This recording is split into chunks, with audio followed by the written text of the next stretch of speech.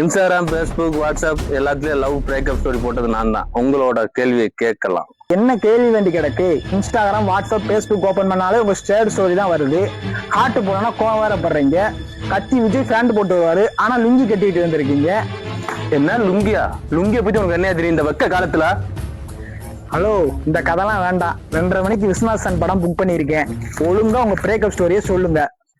ஒரு பொண்ணை எப்படி எப்படி ஒரு பொண்ணை கரெக்ட் பண்ண 2K கிட்ஸ் எடுத்துக்கிட்டது 2 வாரம். அதே பொண்ணை கரெக்ட் பண்ண நான் எடுத்துக்கிட்டது 2 மாசம். ஆனா எனக்கு கொடுத்தது பிரேக்கப்ல.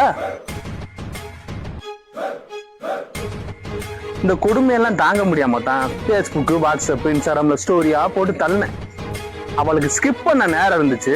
ஆனா என்னோட பிரேக்கப் லவ் ஸ்டோரிய பார்க்க நேரம் இல்லைல்ல. 3 வருஷம் லவ் பண்ண நீ என்ன மறந்துட்டல்ல. உன்னை பொண்ணு வாக்க வந்தவரு 10 ரூபா டபாட்டி வாங்கி கொடுத்ததை ஞாபகம் வச்சிருக்க. நான் உன்னை லவ் பண்ணிக்கிட்டு இருக்கிறப்ப 150 ரூபா டேரி மில்க் வாங்கி கொடுத்தேன். அதை நீ மறந்துட்டல்ல. சார், படத்துக்கு டைம் ஆச்சு. சீக்கிரம் பிரேக்கப் ஸ்டோரி சொல்லுங்க சார். 2 பொண்ணு ஒருத்தன் காதலிக்கிறா. 2 பேருமே கல்யாணம் முடிப்புன்னு கையை தூக்குறான். ஆனா அவன் லவ் ஸ்டோரி போடல. பிரேக்கப் ஆன நாங்க இன்னொரு லவ் பண்ண கூடாதுல்ல. நானும் பாக்குறேன். தம்பி, தங்கச்சி, அக்கா, மாமா, சித்தப்பா எல்லாருமே ஸ்டோரிய பாக்குறாங்க. கடந்த 3 வருஷமா இது நடந்துகிட்டு இருக்கு. ஸ்டோரிக்கு ஆட்டு போட டயர் இருந்த அவங்களுக்கு எனக்கு பொண்ணு பார்க்க டயம் இல்லைல்ல. என்னப்பா பிரச்சனை? நான் பிரேக்கப் ஸ்டோரி போடுறது, வீட்டுல பொண்ணு பார்க்கட்டும். பிரேக்கப் ஸ்டோரி போடுறத விட்டுடுறேன்.